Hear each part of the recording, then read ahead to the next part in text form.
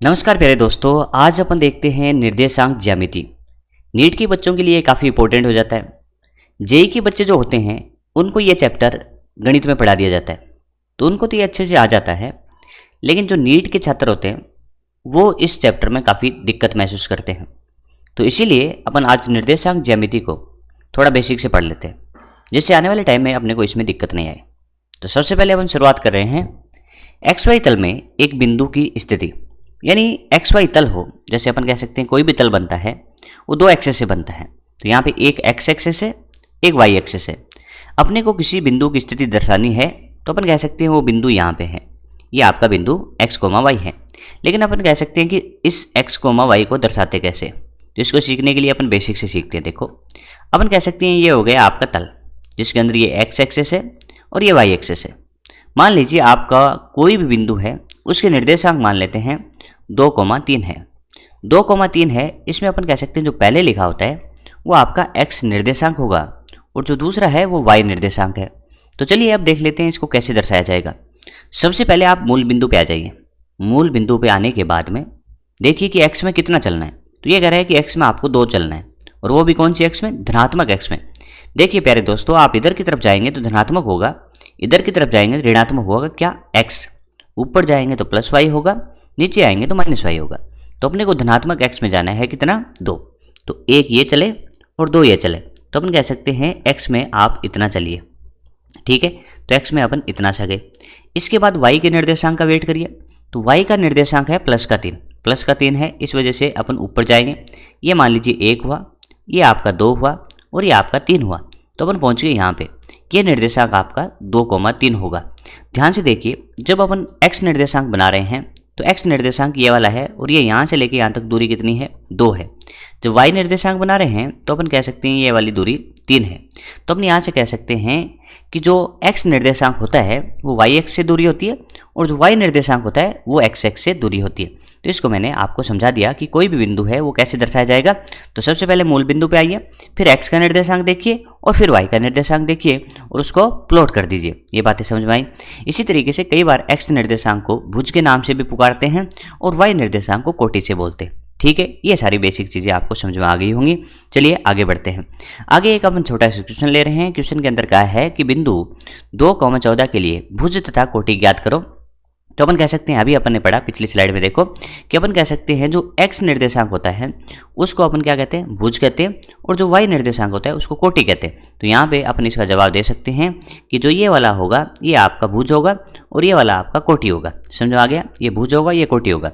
आगे पूछा है y तथा x से दूरी भी बताइए। तो अपन कह सकते हैं इसको बड़े आराम से प्लॉट किया जा सकता है। कैसे प्लॉट करें? तो देखो, अपन कह सकते हैं मूल बिंदु पे आ गए। मूल बिंदु पे आने के बाद में देखिए ये y एक्सेस है और ये आपकी x एक्सेस है। तो आप निर्देशांक देखिए कौन सा बोला। अब x में जाना है कितना? तो x में जाना है 2, तो थोड़ा सा चलिए 1 और 2, और y में जाना है 14, तो ऊपर चले जाइए कितना? 14। इस तरीके से ये वाला y हो गया। तो अपन कह सकते हैं कितना चले? 2 चले। यहाँ पे कितने चले? 14 चले, और यहाँ पे पहुँच के 2,14। और अब अपन दूरी ढूंढना चाहते हैं तो अपन कह सकते हैं y एक्स से दूरी कितनी है? तो y एक्स से दूरी है अपनी 2 और x एक्स से दूरी है अपनी 14। ये बातें आपको समझ में आ गई होंगी। तो एक आसान सा क्वेश्चन अपन ने कंप्लीट किया। अब देखते हैं आगे। आगे अपने को पढ़ना है दूरी सूत्र। देखो प्यारे दोस्तों, दूरी सूत्र क्या होगा? तो अपन कह सकते हैं कि मान लीजिए कोई ऐसा क्वेश्चन आ जाए कि भाई आपको 2 निर्देशांक दिए हैं। ये निर्देशांक दिए हैं जिसमें पहले निर्देशांक का मान है x1 y1 और दूसरे का मान है x2 y2। ये निर्देशांक दे दिए। अब आपको बताना है कि इसके बीच की जो सीधी दूरी होगी उसका मान क्या होगा। तो उसका सूत्र अपन याद रखेंगे कि d बराबर में रूट के अंदर x2 माइनस x1 का whole square plus y2 minus y1 का होल स्क्वायर। कुछ नहीं करना, आप इसको इसमें से माइनस कर दें और इसको इसमें से माइनस कर दें, यानी x2 माइनस x1 का whole square, y2 minus y1 का होल स्क्वायर, और फिर क्या ले लो? रूट ले लो। तो इस तरीके से दूरी सूत्र अपन याद रख सकते हैं। ठीक है, चलिए इसका एक क्वेश्चन भी देख लेते हैं। कह रहा है कि दो बिंदु हैं जिसमें से एक निर्देशांक आपका कौन सा है? एक है 0, -1, +1। दूसरा जो निर्देशांक है वो आपका है 3, 3, 13। ठीक है भाई। अब अपने को चाहिए इनके बीच की दूरी। तो दूरी के लिए अपन देखो सिंपल सा तरीका है, आप इसको इसमें से घटाइए। तो 3 में से 0 गए, 3 ही बचा, तो 3 का होल स्क्वायर। 3 में से -1 करेंगे तो आप कहेंगे 3 में से माइनस और -1, तो जोड़ के क्या हो गया? 4 हो गया। तो अपन कह सकते हैं 4 का होल स्क्वायर, और यहाँ पे कह सकते हैं 13। 13 में से 1 गया, कितना हो गया? 12। तो अपन कह सकते हैं 12 का होल स्क्वायर। ठीक है, तो इस तरीके से ये है। अपन कह सकते हैं यहाँ पे देखिए कि डी बराबर क्या होगा, तो अपन यहाँ पे लिख सकते हैं, सिंपल सी बात है, 9 + 16 और प्लस 144। तो इस तरीके से अपन कह सकते हैं 25 + 144 कितना होगा, 169 होगा, जिसका उत्तर अपन कह सकते हैं 13 मीटर आ जाएगा, यदि ये मीटर में हो तो। ठीक है, तो इस तरीके से इनके बीच की क्या आ गई, दूरी आ गई 13। ठीक है, तो ये भी अपन कह सकते हैं दूरी सूत्र भी काफ़ी आसान है, कुछ नहीं करना, ये माइनस ये का होल स्क्वायर, ये माइनस ये का होल स्क्वायर और ये माइनस ये का होल स्क्वायर और फिर ले लीजिए रूट। तो ये बातें आपको समझ में आई। तो ये बड़ी बेसिक सी जानकारी हैं जो आपको सभी को पता भी है। चलिए आगे देखते हैं। आगे अपन देख रहे हैं किसी रेखा का ढाल कैसे पता करते हैं। मान लीजिए दो बिंदु है, जिसमें ए ये वाला बिंदु है जिसके निर्देशांक दिए गए हैं x1 y1 और बी आपका ये बिंदु है जिसके निर्देशांक है x2 y2। आपको x1 y1 से x2 y2 तक जो मिलाने वाली रेखा है ना, उसका ढाल पता करना है। तो ढाल को अपन दर्शाते हैं m से। तो ढाल जो होता है ना, वो ये होता है कि ये जो थीटा है उससे अपन परिभाषित करते हैं। तो ढाल बराबर अपन कह सकते हैं delta y by delta x, यानी y2 - y1 बटा x2 - x1 बराबर tan थीटा। सिंपल सी बात है, tan थीटा बराबर क्या होगा, देखो tan थीटा बराबर क्या होता है, लंब बटे आधार होता है। tan थीटा बराबर क्या होता है, लंब बटे आधार होता है। तो इस त्रिभुज के अंदर अपन कह सकते हैं ये वाला जो है ना वो लंब है और ये जो वाला है ना वो आधार है। तो इसने क्या लिखा, ढाल बराबर में लंब बटे आधार, यानी delta y by delta x, और डेल्टा y को लिख सकते हैं y2 - y1 बटा x2 - x1, और इस तरीके से आपका tan थीटा आ गया। तो समझ में आ गया ढाल। जो थीटा अपन लेते हैं ना, तो ये ध्यान रखिए, जो थीटा रहेंगे वो धनात्मक x के साथ बनाया गया कोण होगा। तो इस तरीके से अपन कह सकते हैं सरल रेखा का ढाल tan थीटा से दिया जाता है, और tan थीटा बराबर आप लिख सकते हैं delta y by delta x। कोई बिंदु दिए हों तो उससे भी फाइंड कर सकते हैं y2 - y1 बटा x2 - x1। और रेखा का जो ढाल होता है वो झुकाव के माप से संबंधित होता है, यानी रेखा का झुकाव कितना है। फॉर एग्जाम्पल अपन बात करें कि कोई रेखा एक ऐसे है और कोई रेखा एक ऐसे है, तो अपन कह सकते हैं इसका झुकाव थोड़ा ज़्यादा है तो इसका ढाल ज़्यादा है, और इसका झुकाव कम है तो इसका ढाल कम है। तो इस तरीके से ये बात कर रहा है। तो ढाल समझ में आया। चलिए अपन एक क्वेश्चन लेंगे तो और समझ में आ जाएगा। तो देखिए दोस्तों, दर्शाई गई रेखा का ढाल आपको ज्ञात करना है, यानी इस रेखा का ढाल पता करना है। दो तरीके हैं। पहला अपन कह सकते हैं ढाल पता करने के लिए निर्देशांक वाला तरीका अपना लेते हैं। तो इसमें कह सकते हैं निर्देशांक दिए हैं, तो निर्देशांक में बोला था y2 - y1 बटा में x2 - x1। अब ये दिक्कत आती है कि किसको y1 माने किसको x1 माने, तो आप किसी को भी मान लीजिए। ये वाले निर्देशांक अपन y2 मानते हैं और ये x1 y1 मानते हैं। तो आप क्या करिए, पहले y में से y घटाइए, तो 2 में से कितना गया, 0, 2 में से 0, फिर कितना कर दो, 0 में से 3। समझ में आया ना, मैंने क्या किया है, y2 - y1 x2 - x1, और ये हो गया आपका उत्तर -2/3। एक तरीका तो ये हो गया।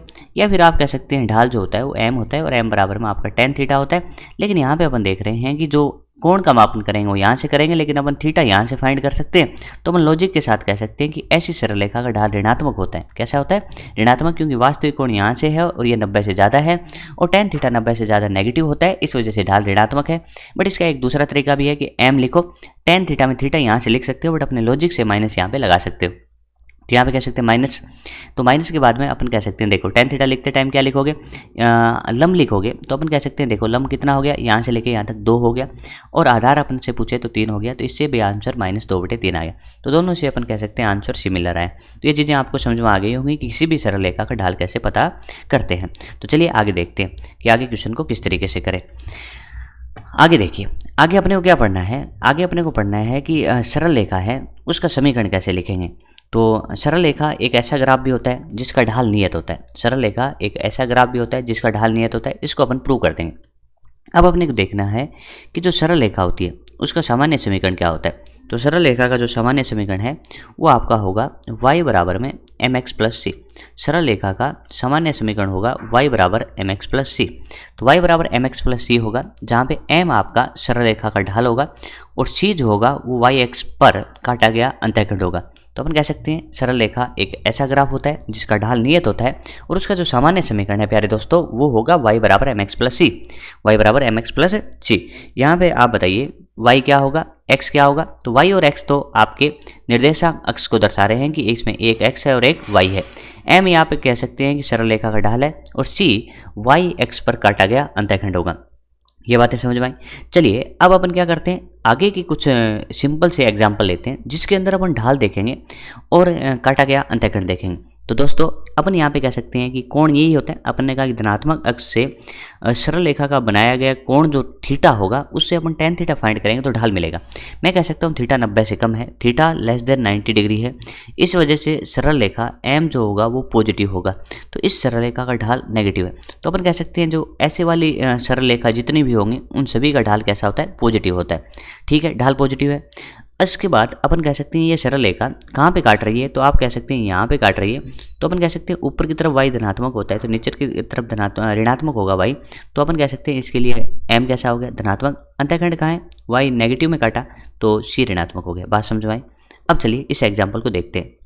वापस से बात वही है, अपन कह सकते हैं ऐसी वाली सरल रेखाओं का सभी का ढाल कैसा होता है, धनात्मक होता है, तो इसका m धनात्मक होगा। और इसने कहाँ पे काटा है, तो धनात्मक y में काटा है, तो इसलिए इसका अंतःखंड कैसा होगा, धनात्मक होगा।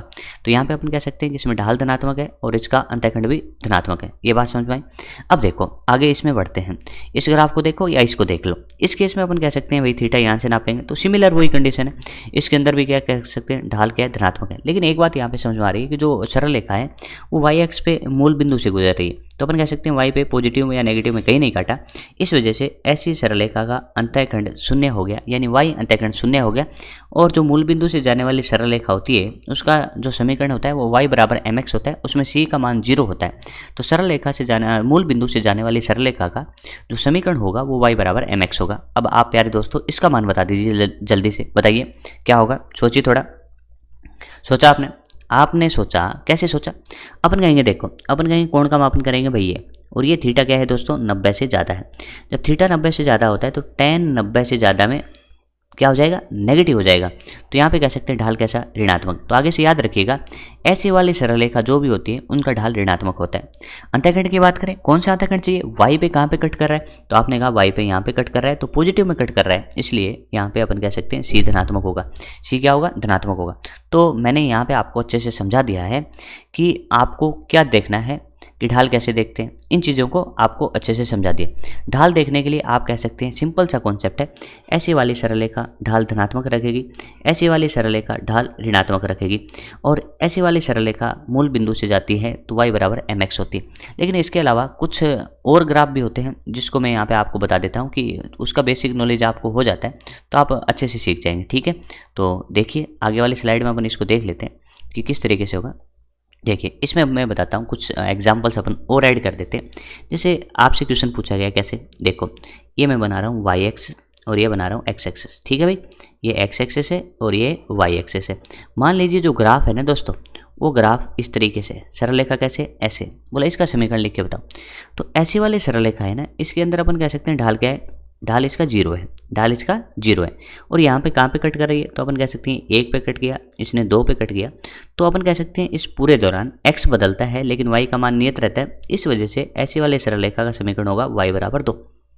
ढाल कितना, बोला 0, अंतःखंड कितना, प्लस का 2। तो इसका सरल रेखा का समीकरण क्या होगा, y बराबर 2। ये समझना आपको बहुत ही जरूरी है। एक ऐसा सही क्वेश्चन और दे रहे हैं, ध्यान से देखो।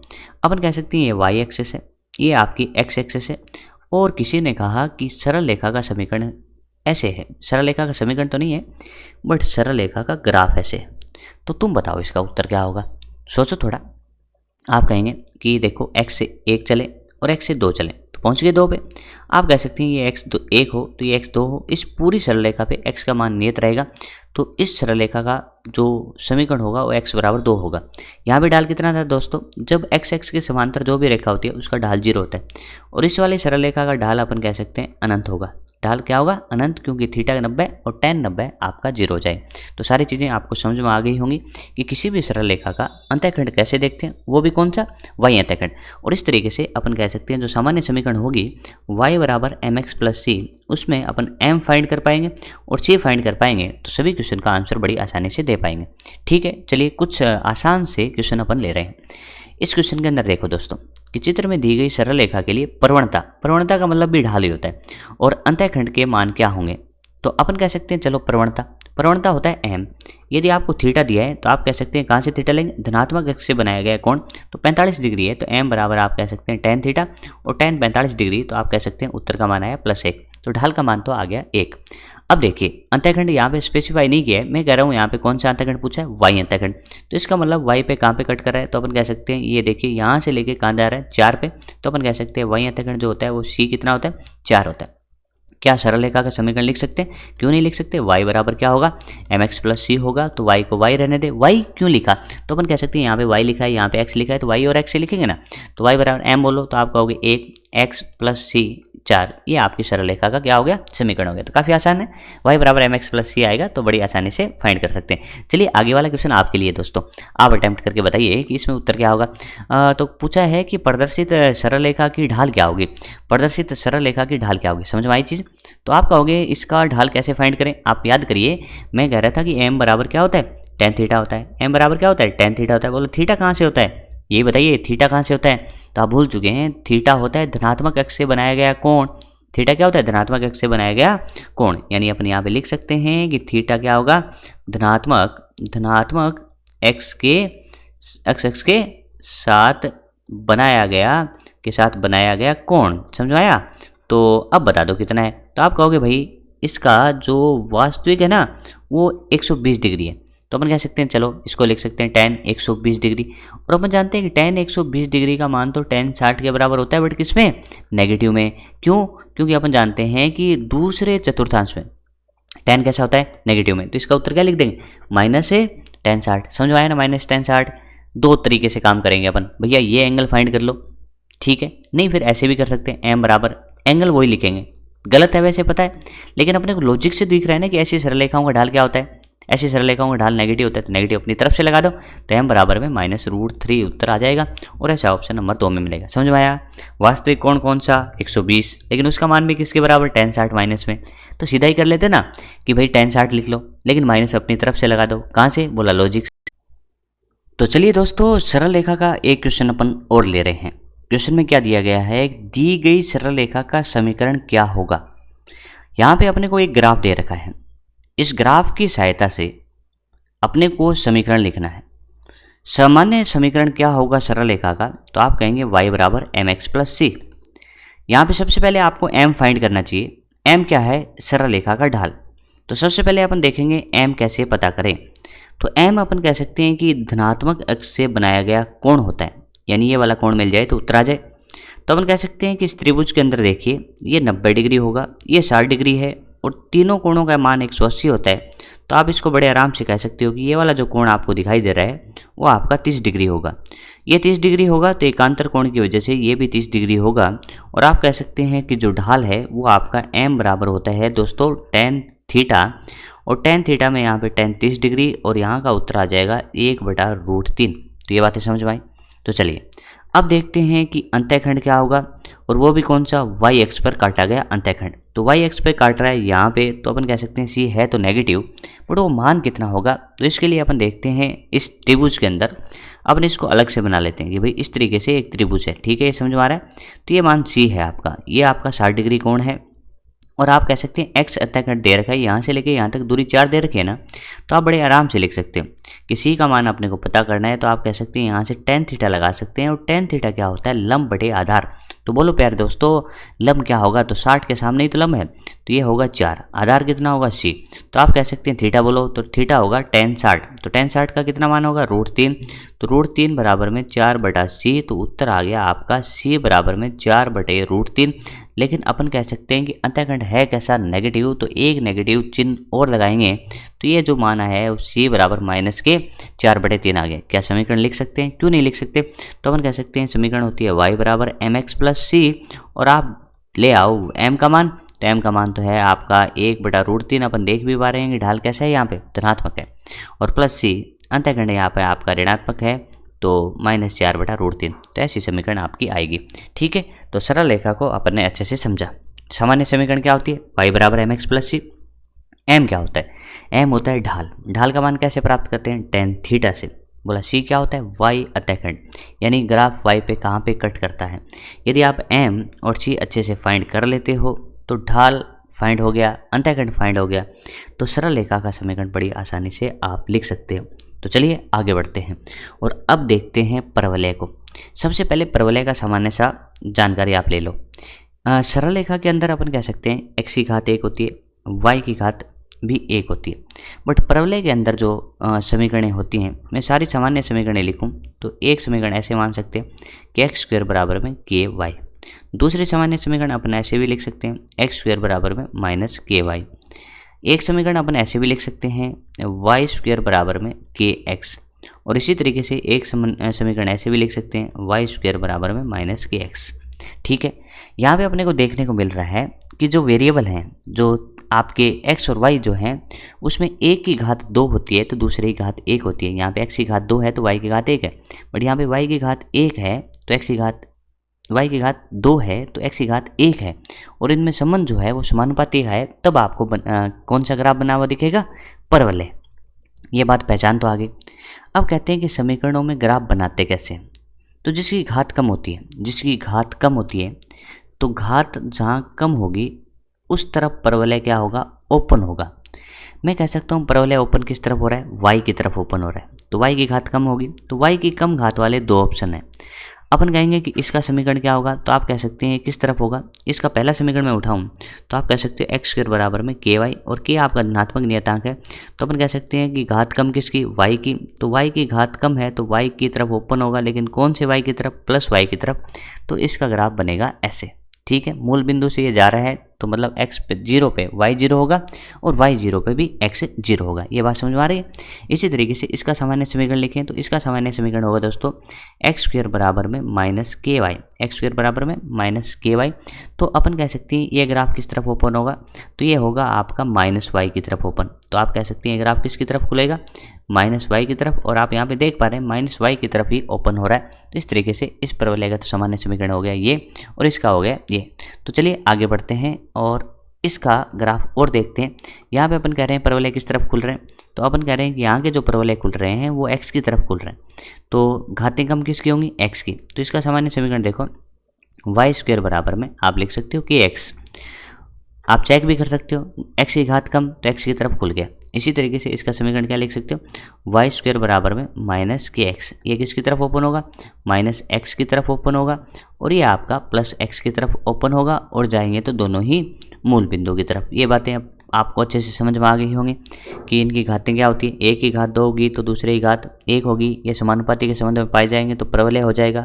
पहचान तो होगी। अब परवलय किस तरीके से बनेगा, तो अपन कह सकते हैं इस तरीके का होगा, तो मूल बिंदु से जाएगा गारंटी से। अपनी घात जिसमें कम होगी उसकी तरफ ओपन कर देंगे, लेकिन एक ध्यान रखें साइन क्या होगा, साइन के साथ देखें कि प्लस एक्स होगा या प्लस एक्स या फिर माइनस एक्स होगा। ये बातें आपको समझ में आ रही है? चलिए एक क्वेश्चन और कर लेते हैं, क्वेश्चन से आपको थोड़ा सा और अच्छे से समझ में आएगा। क्या लिखा है? y बराबर ए एक्स स्क्वायर। वाई बराबर क्या लिखा है? ए एक्स स्क्वायर के लिए y तथा x के मध्य सही वक्र कौन सा होगा? आप बात कर रहे हैं y बराबर में ए एक्स स्क्वायर, ठीक है, और a आपका धनात्मक है, तो अपन कह सकते हैं y की घात कम है तो y की तरफ ओपन होगा, तो ये परवलय बनेगा वो प्लस y की तरफ ओपन होगा। अपन कह सकते हैं ये वाला ग्राफ प्लस x की तरफ है इसलिए कट गया, ये वाला ग्राफ भी कट गया माइनस x से। ये वाला ग्राफ बन सकता है, और ये वाला भी कोशिश करें कि भाई ये ऑप्शन होगा या नहीं होगा, तो अपन कहेंगे ये बिल्कुल नहीं होगा, क्योंकि इसका जो ग्राफ ओपन हुआ है वो माइनस वाई की तरफ हुआ है, और अपना जो ग्राफ ओपन हुआ है वो प्लस वाई की तरफ ओपन हुआ है, तो इस वजह से ऑप्शन नंबर 1 इसका सही उत्तर हो जाएगा। ये बातें आपको समझ में आ गई। तो परवलय का इस तरीके से क्वेश्चन आपको देखने को मिलेगा। चलिए थोड़ा सा और देखते हैं।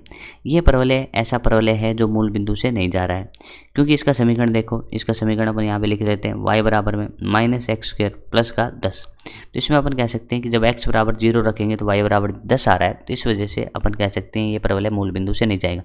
चारों के चारों ऑप्शन जो बना के दिए हैं उसमें मूल बिंदु से इन्होंने गुजारा भी नहीं। अपन कहते हैं कि इसमें करें तो किसकी तरफ ओपन होगा, तो घात जिसकी कम हो उसकी तरफ ओपन होगा। और यदि आपने एक बात ध्यान नहीं रखी कि जिसकी घात ज़्यादा हो उसको धनात्मक नहीं बनाया, तो आपका क्वेश्चन गलत हो सकता है।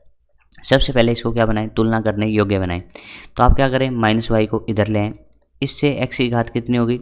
x की घात 2 होगी, और इसका मान प्लस में हो गया, और यहाँ पे आपका माइनस 10 आएगा। मैंने क्या करा, अपन कह सकते हैं इस माइनस को इधर ला रहे हैं, तो माइनस वाई हो गया, x प्लस का हो गया, और ये जो प्लस का था वो माइनस का हो गया। अब आप कह सकते हैं ऐसे लिखने के बाद में तुलना करने योग्य हो गया है। ये ओपन होगा, बोला ओपन किस तरफ होगा, तो बोला माइनस वाई की तरफ ओपन होगा। तो माइनस वाई की तरफ ये ओपन नहीं हो रहे, ये ओपन नहीं हो रहा, या तो ये होगा या फिर ये होगा। अभी तक इन दो में दौड़ चल रही है, लेकिन अपन कह रहे हैं इसमें जो काट रहा है वो -10 पे काट रहा है और ये +10 पे काट रहा है। ये बिंदु कहाँ से मिलेंगे? तो इस समीकरण के अंदर आप कह सकते हैं x बराबर 0 पर, x बराबर 0 पर जैसे ही अपन रखते हैं y बराबर कितना आ रहा है? +10। तो आप देख लो कि x बराबर 0 कौन सी लाइन पे होता है? y एक्सिस पे, और वहाँ पे कहाँ पे कट करना चाहिए? +10। तो आप कह सकते हैं +10 होगा। तो इस तरीके से ऑप्शन नंबर 1 इसका सही उत्तर हो जाएगा। ठीक है, ये चीज़ें आपको आसानी से समझ में आ रही होंगी। इस तरीके से परवलय काफ़ी आसान है।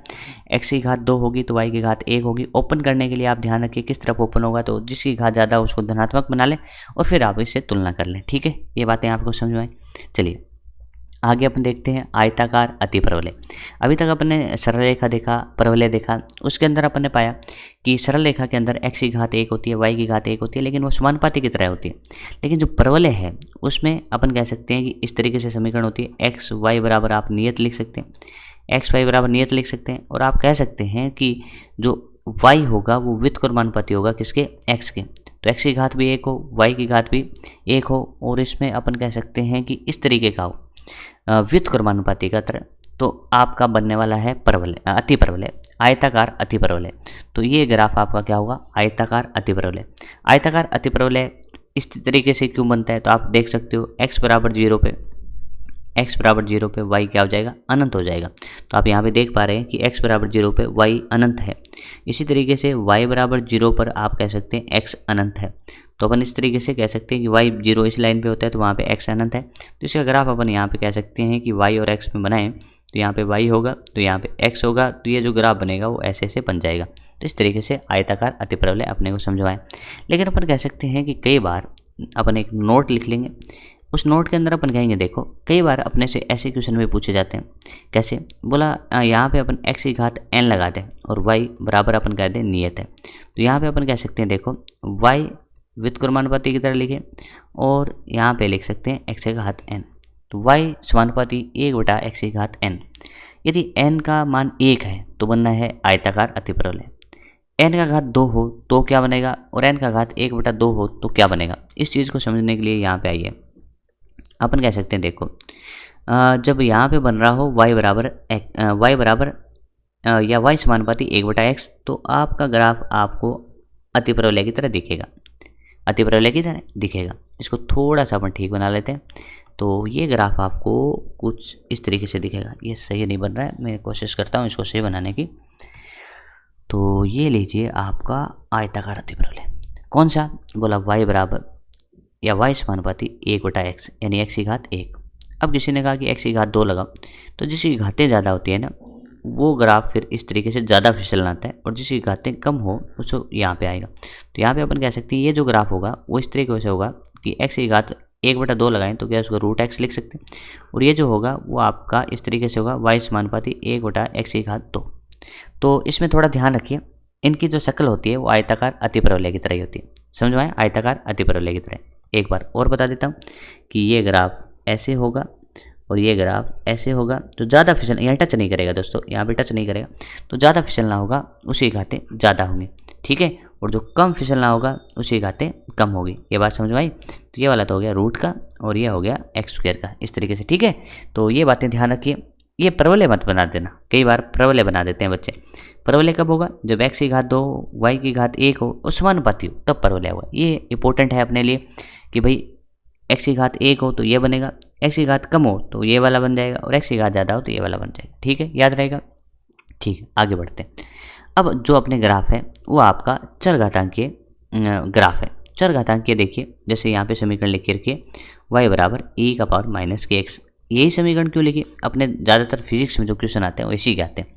ये प्लॉट कैसे हुआ होगा? तो प्लॉट करने के लिए कुछ चीज़ें अपन कह सकते हैं। पूरा ग्राफ अपन प्लॉट नहीं कर पाएंगे, थोड़ा थोड़ा अपने को याद भी रखना होगा कि ये ग्राफ कैसे से चालू होते हैं। लेकिन मैं फिर भी आपको बता देता हूँ कि सबसे पहले इसने रखा है x बराबर 0 पर। तो x बराबर 0 का हो गए तो y बराबर आप कह सकते हो e का घात k × 0। तो आप कह सकते हैं किसी की घात 0 1 होता है, तो अपन कह सकते हैं इसके जो निर्देशांक है वो 0,1 होंगे। और अपन यहाँ पे देख भी रहे हैं कि जो ग्राफ की शुरुआत हुई है वो यहीं से हुई है, यानी y का कोऑर्डिनेट 1 है। अब अपन देखें कि x बराबर अनंत पे क्या होगा। तो x बराबर अनंत पे बात करें तो y बराबर e का घात, यहाँ पे x की जगह अनंत रखेंगे तो माइनस अनंत, और इसको लिख सकते हैं e 1/e का घात अनंत। तो यहाँ पे कह सकते हैं e आपका 2.71 है, और 2.71 2 से ज़्यादा है तो एक से बड़ी संख्या का घात अनंत होता है तो वो खुद अनंत हो जाता है। तो ये एक का एक रह गया, ई का घात अनंत अनंत हो गया और एक में अनंत का भाग देंगे तो 0 होगा। तो आप कह सकते हैं x बराबर अनंत पे y कितना होगा, 0 होगा। तो आप कह सकते हैं यहाँ पे देखिए x बराबर अनंत पे y 0 होगा। तो ग्राफ इसी तरीके से होगा। तो बड़ी आसानी से आप बना सकते हैं किसका, चरघातांकीय फलन y बराबर e का पावर माइनस kx का। यहाँ से चालू करके अपन यहाँ पे इस तरीके से ले जाएंगे। आयताकार अतिप्रवलय यहाँ पे टच नहीं करता, ध्यान से देख सकते हैं, पिछले वाले ग्राफ में अपन ने देखा टच नहीं कर रहा है, बट y बराबर e का घात माइनस x टच कर रहा है। अब इसके क्वेश्चंस कैसे आते हैं उसको सुन लेते हैं। जैसे ये क्वेश्चन पूछा, सिमिलर है v बराबर v नोट e का घात माइनस kt। आप इसको पहले किस पे सोल्व कर लें, t बराबर 0 पर। जब आप t बराबर 0 पे सोल्व करेंगे तो आपको v का मान मिलने वाला है v नोट और e का घात कितना 0, तो आंसर आ जाएगा v नोट। तो शुरुआत तो किससे होगी, v नोट से। तो इसकी तो शुरुआत 0 0 से हो रही है, यानी अपन कह सकते हैं t बराबर 0 पे 0 है, ऐसा है ही नहीं। यहाँ पे अपन कह सकते हैं कोई मान ही नहीं आ रहा। यहाँ पे ये कह रहा है कि t बराबर 0 पे y बराबर अनंत है या v बराबर अनंत है, ऐसा भी नहीं होगा। और ये कह रहा है t बराबर 0 पे v बराबर 0 है, वो भी नहीं है। अपन कह रहे हैं कि t बराबर 0 पे v बराबर v नोट है। तो ऐसा अगर आप अपन कह सकते हैं इस तरीके से। और अपन जानते हैं चरघातांकीय फलन इसी तरीके से घटता हुआ जाता है। तो ये ऑप्शन आपका सही ऑप्शन हो जाएगा। तो ऑप्शन तो ऐसे भी सही किए जा सकते हैं। ठीक है, आगे दोस्तों अपन पढ़ते हैं व्रत, यानी व्रत का सामान्य समीकरण क्या होगा। तो याद रखिएगा कि व्रत का सामान्य समीकरण अपने क्या है, जैसे नीट के बच्चों के लिए व्रत ज़्यादा नहीं पढ़ाया जाता, बहुत नॉर्मल सी चीज़ें हैं। कई बार अपने से पूछ लेते हैं कि x square plus y square बराबर a स्क्वायर हो, तो ऐसा समीकरण किसका होगा, तो अपन कहेंगे व्रत का होगा। तो इसमें दो चीज़ें आपको ध्यान रखनी है कि ऐसे व्रत का जो सेंटर होगा वो आपका 0,0 होगा, यानी अपन कह सकते हैं इस व्रत का केंद्र होगा 0,0। और यहाँ पे जो भी लिखा होता है वो आप कह सकते हैं त्रिज्या का होल स्क्वायर है। तो a बराबर आप कह सकते हैं क्या होगा, त्रिज्या होगा। तो आपको क्या करना है कि मूल बिंदु पे यहाँ पे अपन a त्रिज्या का इस तरीके से अपन गोलाकार वृत्त बना सकते हैं। समझ में आई बात है। तो इस तरीके से x square plus y square बराबर a स्क्वायर में केंद्र 0,0 और इसकी त्रिज्या होगी a। ठीक है, क्षेत्रफल आप जानते हैं पाई आर स्क्वायर होता ही। तो ये वृत्त की कहानी है जो आपको समझा दी गई है। अब आते हैं किस पे, दीर्घवृत्त पे। तो दीर्घवृत्त का सामान्य समीकरण देखते हैं प्यारे दोस्तों। दीर्घवृत्त का सामान्य समीकरण होता है x स्क्वायर बटा a square plus y square बटा b स्क्वायर और बराबर में 1। दीर्घवृत्त आपको देखने को कई बार ऐसे से मिलते हैं, ध्यान से देखो। कई बार दीर्घवृत्त x की तरफ ज़्यादा होते हैं। किस तरफ ज़्यादा होते हैं, x की तरफ ज़्यादा होते हैं। कई बार दीर्घवृत्त y की तरफ ज़्यादा होते हैं, यानी इस तरीके से होते हैं। तो इसकी पहचान कैसे करें कि x की तरफ ज़्यादा होगा या y की तरफ ज़्यादा होगा। जैसे मैं यहाँ पे कहूँ कि ये वाला अतिप्रवलय x की तरफ ज़्यादा है, ये वाला अतिप्रवलय y की तरफ ज़्यादा है। इसके पीछे लॉजिक देखो, यदि जो ये नीचे लिखा है इसके केस में जो x के नीचे है वो a है, तो अपन कह सकते हैं a ज़्यादा हो b से तब तो ऐसे होगा। यदि y के नीचे जो लिखा है वो ज़्यादा होगा तो अपन कह सकते हैं कि b ग्रेटर देन a हो जाएगा, तब तो आपका बनेगा इस तरीके से। ठीक है, y की तरफ ज़्यादा, यानी a ज़्यादा है तो a किसका है, x का। तो x की तरफ ज़्यादा, इस तरीके से याद रखेंगे। तो x की तरफ ये ज़्यादा होगा, तो यहाँ पे b ज़्यादा है तो y की तरफ ज़्यादा होगा। बोला यहाँ पे सर समझ में नहीं आ रहा भाई, आप a ज़्यादा लोगे तो x तो कम होता है। कई लोगों का ऐसा सोचना है, नहीं, जब अपन x पता कर रहे होते हैं तो y को क्या रख देते हैं, 0। तो x को फाइंड कर रहे हैं तो y को क्या रख रहे हैं, 0। तो x स्क्वायर बटा a स्क्वायर प्लस 0 बराबर में 1। तो आप कह सकते हो ना कि x का मान कितना प्राप्त हो रहा है, प्लस माइनस a, यानी x की डिपेंडेंसी किस पे है, x की डिपेंडेंसी आपकी है a पे, यानी जितना ज़्यादा a होगा x का मान उतना ही ज़्यादा होगा। तो आपको सिंपल सा कॉन्सेप्ट याद रखना है कि x के नीचे ज़्यादा जो लिखा है वो ज़्यादा है तो x की तरफ ओपन हो जाएगा, और जो y के नीचे लिखा है वो ज़्यादा है तो y की तरफ ओपन हो जाएगा। थोड़ा सा ज्ञान अपन और ले लेते हैं। अपन कह सकते हैं दोस्तों ये वाली जो यहाँ से लेके यहाँ तक जो दूरी होती है उसको a बोलते हैं क्योंकि x की तरफ है, और इसको बोलते हैं b। तो यहाँ पे जो a होगी वो आपकी सेमी मेजर एक्सेस होती है, अर्ध और मेजर को अपन कह सकते हैं दीर्घ अक्ष, तो ये होगी अर्ध दीर्घ अक्ष। इसी तरीके से b को अपन बोलें तो वो क्या होगा, अर्ध लघु अक्ष। ये चीज़ें समझ में आ गई होंगी। एक बात और याद रख लें कि इसका क्षेत्रफल होता है वो पाई गुणा में ए बी होता है। इसका क्षेत्रफल क्या होता है, पाई गुणा में ए बी होता है। ये भी आपने आगे चल के काम आने वाला है। ठीक है, तो इस तरीके से सामान्य समीकरण हुआ x स्क्वायर बटा a square plus y square बटा बी स्क्वायर बराबर में 1। ये आपका दीर्घवृत्त का सामान्य समीकरण है। दीर्घवृत्त किस तरीके से बनेगा, ये आपके आने वाले चैप्टर जैसे SHM चैप्टर हुआ, गुरुत्वाकर्षण चैप्टर हुआ, वहाँ पे दीर्घवृत्त को अच्छे से पढ़ाया जाएगा। इसीलिए अपन ने भौतिकी में प्रयुक्त आधारभूत गणित के अंदर इसको शामिल कर लिया है। आगे बढ़े तो आगे देखते हैं। आगे देखो, अब क्वेश्चन के प्रकार देखते हैं कि क्वेश्चन किस तरीके से आएगा। ग्राफ पढ़ लिया अपन ने, कौन कौन से पढ़ ले, सरल रेखा पढ़ लिया, उसके बाद परवलय पड़ा, उसके बाद अति परवलय पड़ा, उसके बाद व्रत पड़ा और उसके बाद दीर्घव्रत पड़ा। तो इस तरीके से अपन कह सकते हैं ये सारे ग्राफ अपने पूर्ण हो गए। अब चलिए क्वेश्चन की तरफ बढ़ते हैं। क्वेश्चन में कहा है कि x तथा y t के पदों में दिए गए, x भी दिया गया है, y भी दिया गया है, लेकिन किसके पदों में? t के पदों। तो y तथा x के मध्य ग्राफ की प्रकृति क्या होगी? भाई ग्राफ की प्रकृति जब भी फाइंड करनी होती है तो अपने को क्या करना होता है? x और y में संबंध। ग्राफ की प्रकृति का मतलब क्या होता है? एक्स व वाई में संबंध, एक्स व वाई में संबंध, एक्स और वाई में संबंध फाइंड करेंगे। ठीक है भाई, एक्स और वाई में संबंध फाइंड करेंगे। तो एक्स और वाई में संबंध जब फाइंड करते हैं तो टी को क्या करेंगे? गायब कर देंगे। तो पहले समीकरण देखो, तो एक्स बराबर कितना है? 2t है। यहाँ से क्या टी निकाल सकते हैं? तो आप कह सकते हैं टी बराबर कितना होता है? x/2 होता है। दो होता तो क्या है? इसके अंदर है x बराबर 2t है, तो t बराबर क्या हो गया? x/2 हो गया। दूसरी समीकरण देखो, y बराबर में t², y बराबर में t², y को y रहने दो, t की जगह क्या लिख सकते हो बटा? यहाँ पे देखो t की जगह लिख सकते हैं x/2 का होल स्क्वायर। तो यहाँ से जब इसको सोल्व कर रहे हैं तो y बराबर कितना आ रहा है? x²/4। ऐसा समीकरण किसका होता है? तो आप कहेंगे ऐसा समीकरण होता है परवलय का। कैसा? परवलय। क्यों बोला? x की घात 2, y की घात 1 और समानुपाती जैसा, तो परवलय बन गया। तो पहला क्वेश्चन तो हो गया खत्म। दूसरे पे आप x बराबर कितना है? 2t है। x बराबर 2t है तो आपका मकसद है t को गायब करना। और दूसरा समीकरण है y बराबर में 60। तो यहाँ से अपन कह सकते हैं ये समीकरण नंबर 1 मान लो, ये समीकरण नंबर 2 मान लो। यहाँ से t गायब करने का एक अच्छा तरीका मिला अपने को कि 1 में 2 का भाग लगा दो, तो x/y बराबर में अपन कह सकते हैं 2/6 यानी 1/3। तो यहाँ से जब सोल्व करोगे तो 3x बराबर में क्या हो जाएगा? y। तो इस तरीके से ये भी आपकी जो समीकरण आई वो किसकी आई? तो आप कहोगे ये समीकरण तो आपकी सरल रेखा की है। किसकी है? सरल रेखा की है। तो पहला परवलय बना, दूसरा सरल रेखा बना। 3 और 4 नंबर क्वेश्चन अगली स्लाइड में देखते हैं। तो अपने 2 तो कंप्लीट कर लिए। अब देखते हैं तीसरा क्वेश्चन। क्वेश्चन में क्या बोला है देखो, x बराबर a cos t, y बराबर a sin t। अपने को क्या पता करना है? प्रकृति। तो x और y में संबंध पता करेंगे किसको गायब करते हुए? तीसरे वेरिएबल को गायब करते हैं। तो इसका एक स्पेशल तरीका होता है, उसको सीखते हैं। सबसे पहले इस वाले समीकरण को आप लिख लो x/a और बराबर में क्या लिख सकते हो?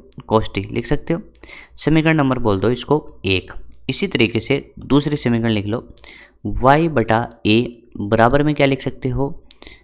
sin t। अब क्या करो, इसको गायब करने का तरीका भाग लगाओगे तो ये गायब नहीं होंगे। तो आप क्या करो, 1 का होल स्क्वायर प्लस में 2 का होल स्क्वायर कर दो। तो यहाँ पे 1 का होल स्क्वायर क्या होगा? तो x² होगा। और यहाँ पे इसका होल स्क्वायर क्या होगा? y² होगा। बराबर में क्या लिख सकते हो? cos² प्लस में sin² होगा।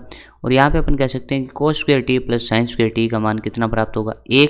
तो यहाँ पे अपन कह सकते हैं कि x² प्लस y² बराबर में 1 लिखूँ तो आप कह सकते हो इसका उत्तर आ रहा है x² प्लस y² बराबर में a²। तो इस तरीके से ये जो समीकरण बनेगी वो आपकी किसकी समीकरण बनी? वृत्त की। तो आप कह सकते हैं इसका पथ जो होगा या फिर इसकी जो प्रकृति होगी वो वृत्ताकार होगी। तो यहाँ पे अपन कह सकते हैं वृत्ताकार होगी। इसी तरीके से आगे वाला चौथा क्वेश्चन भी कंप्लीट कर लेते हैं। तो ये क्या है? x/a बराबर में क्या लिख सकते हैं? cos t लिख सकते हैं। समीकरण नंबर 1 हुई। इसी तरीके से x/b बराबर में क्या लिख सकते हैं? sin t। समीकरण नंबर 2 हुई। वापिस से वही प्रोसेस 1 का होल स्क्वायर प्लस 2 का होल स्क्वायर और ऐसा कर देते हैं, जोड़ देते हैं दोनों को। तो x² प्लस में y² बराबर में क्या लिख सकते हैं? cos² प्लस में sin² और आप यहाँ पे कह सकते हैं यहाँ पे कितना प्राप्त हो रहा है? 1 प्राप्त हो रहा है। तो आप कह सकते हैं कि x² प्लस y² बराबर में क्या लिख सकते हैं? 1। तो क्या ये समीकरण अपन कह सकते हैं किसका? अभी पढ़ के आए, ये समीकरण आपके है दीर्घवृत्त का। तो इस तरीके से अपन कह सकते हैं इस क्वेश्चन को अच्छे से कंप्लीट किया। क्वेश्चन में क्या पूछा था? x और y में संबंध फाइंड करो, यानी x और y के बीच में बनने वाला जो ग्राफ है उसकी प्रकृति कैसी है। तो ये क्वेश्चन अच्छा है, इसको अच्छे से सीखिए। और अब बढ़ते हैं इसमें नेक्स्ट क्वेश्चन। क्वेश्चन में क्या दिया है देखो। क्वेश्चन में कह रहा है कि एक स्प्रिंग में संचित स्थितिज ऊर्जा U बराबर 1/2 kx² है। U बराबर क्या है? 1/2 kx² है। ये इसका समीकरण दे रखा है। आपको पूछा है कि इन निम्न राशियों के मध्य ग्राफ की प्रकृति क्या होगी? U तथा x। 1 नंबर देखो, 1 नंबर क्वेश्चन करें तो अपने को ग्राफ किसके मध्य बताना है वो लिख लो। ग्राफ किसके मध्य बताना है? तो अपन कह सकते हैं देखो, ग्राफ बनाना है U। ग्राफ बनाना है किसके बीच में? U। तो यहाँ पे u एक्सेस, यहाँ पे x। तो यहाँ पे तो x है, यहाँ पे u है। सबसे पहले ढूंढो संबंध क्या है? u बराबर 1/2 kx²। तो आप कह सकते हैं कि यहाँ पे क्या है? नियतांक है। तो u समानुपाती क्या है? x² है। आपको क्या करना चाहिए? इस वाला यहाँ जो लिखा है उसको y मान लेना चाहिए और यहाँ पे जो लिखा है उसको x मान लेना चाहिए। अब क्या कर देना चाहिए, इस समीकरण के अंदर पुट कर देना चाहिए, यू की जगह वाई रख सकते हैं और एक्स की जगह एक्स रख सकते हैं। तो वाई समानुपाती एक्स स्क्वायर है, वाई समानुपाती एक्स स्क्वायर है, तो वाई समानुपाती एक्स स्क्वायर कैसा बनता है, तो आप कहोगे परवलय बनेगा। बोला ओपन किसकी तरफ होगा, बोला वाई की तरफ ओपन होगा, क्योंकि वाई की घात कम है, यानी अपन कह सकते हैं प्लस यू की तरफ ओपन होगा। तो क्या इसका ग्राफ ऐसे बना सकते हैं, देखिए इसमें परवलय जो दिखाई देता है वो अधूरा यानी आधा दिखाई देगा, तो अपन कह सकते हैं इस तरीके से इसका ग्राफ बनने वाला है। तो ये समझ में आ गया। अब दूसरा जो क्वेश्चन दिया ना उसमें पूछा कि u और एक्स स्क्वायर में बताइए, तो यहाँ पे इस बार क्या लिखा हुआ है, देखो इस एक्सेस पे एक्स स्क्वायर लिख दिया इन्होंने और यहाँ पे u लिख दिया। अपना जो संबंध चल रहा था वो u समानुपाती एक्स स्क्वायर है, तो इस बार क्या रखेंगे, देखो इस डेटा को अपन y रख देंगे और इसको क्या रख देंगे, x रख देंगे। तो बताइए u की जगह तो y, लेकिन एक्स स्क्वायर की जगह आज x रखना है, तो y समानुपाती x अपन कह सकते हैं एक सरल रेखा है, एक सरल रेखा है जो मूल बिंदु से जाएगी, एक सरल रेखा है जो मूल बिंदु से जाएगी, तो अपन कह सकते हैं ग्राफ ऐसे बनेगा। ये बातें समझ में आई। देखिए अच्छो इसको अच्छे से सीखें, ऐसे क्वेश्चन ज़्यादा आते हैं। अपने को क्या बोला, u बराबर 1/2 के एक्स स्क्वायर पहला ग्राफ बनाना था u तथा x। जब अपन ने संबंध फाइंड करा तो u और x में संबंध ऐसा है कि u की जगह y लिख दिया और x की जगह x लिख दिया ग्राफ के अकॉर्डिंग, और फिर अपन कह रहे हैं एक की घात 1 है, एक की घात 2 है, तो परवलय बनेगा। ओपन उस तरफ होगा जिसकी घात कम होगी, यहाँ पे घात y की कम थी इसलिए y की तरफ ओपन हो गया, यानी u की तरफ ओपन हो गया। तो पहला तो ऐसे हो गया। दूसरे केस में देखो एक्स स्क्वायर को आज x मानेंगे, तो u समानुपाती एक्स स्क्वायर में u की जगह y रख देना और एक्स स्क्वायर की जगह x रखा है, तो सरल रेखा बनेगी मूल बिंदु से जाने वाली। तो इस तरीके से अपन ने ग्राफ उतने से पढ़ लिए हैं जितने से अपने आने वाले टॉपिक अच्छे से कंप्लीट हो जाएंगे। मैं उम्मीद करता हूँ कि ये वीडियो आपको बहुत अच्छा लगा होगा। धन्यवाद।